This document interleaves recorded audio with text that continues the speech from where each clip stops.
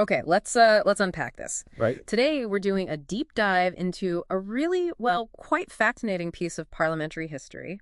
It's a Hansard debate, the official record from February 20th, 1900. And get this, it's the early stages of the Second Anglo-Boer War. Exactly. A brutal conflict is underway, and yet, right in the middle of it, there's this passionate call for a new inquiry into something that happened years earlier, the infamous Jameson Raid. Yeah, the Jameson Raid, still casting a long shadow. So our mission today really is to understand why this old debate still mattered so much then. What secrets was it threatening to, expose? And crucially, what does it all tell us about the tensions, the underlying stuff that actually fueled the war itself? It's quite a knot to untangle. It really is.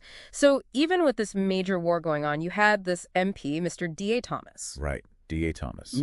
He was pushing hard for a new impartial inquiry. Because you see, the previous one, back in 1897, the Select Committee's findings on the raid were just, well, widely seen as inconclusive. Let's just say the public was deeply disappointed. Okay, so not just old news. It sounds like it was a sort of festering wound, undermining trust. That's a good way to put it. A festering wound. But what really kicked things off again, brought it back so forcefully. Yeah, what was the spark? Why push now during a war? Precisely. The spark, it came from these really shocking disclosures in a big continental newspaper, the Indépendance Belge. Oh, what kind of disclosure? They published private letters, the Fairfield-Hawksley letters, they're called now.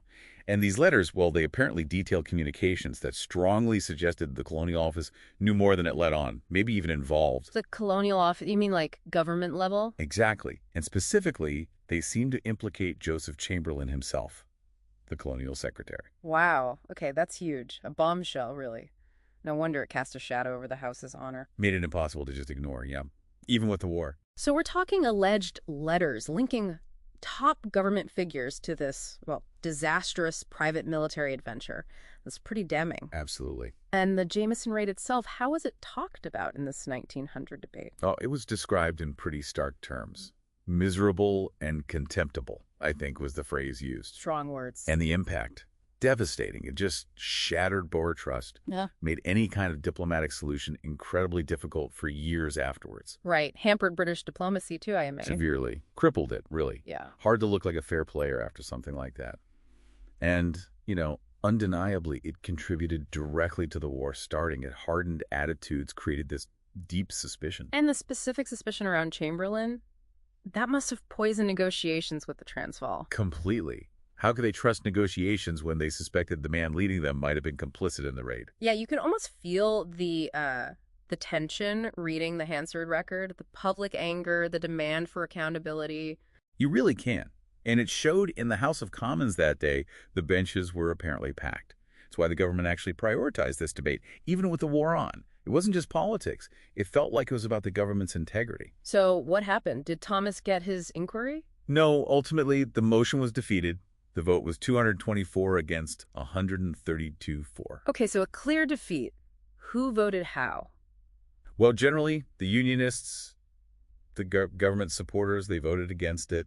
The Liberals and the Irish Nationalists, they tended to support the motion. Interesting. So it really shows the government pushing back, resisting any attempt to reopen those old wounds during the conflict. Exactly.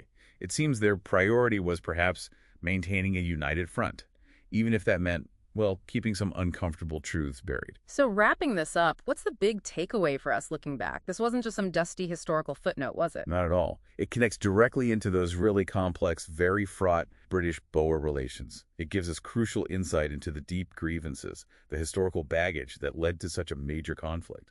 It really shows how past events, maybe unresolved issues, things swept under the rug, can just bubble up and directly impact current crises, political fights. Absolutely. This deep dive really highlights that. How unresolved history, especially when there are hints of cover-ups or questions about integrity, can profoundly shape the present. It raises a big question, doesn't it? When does chasing accountability become more important than unity, especially in wartime? That's the core tension right there. And what's the long-term cost of leaving those questions unanswered? What does that do to history, to trust? Definitely something to chew on.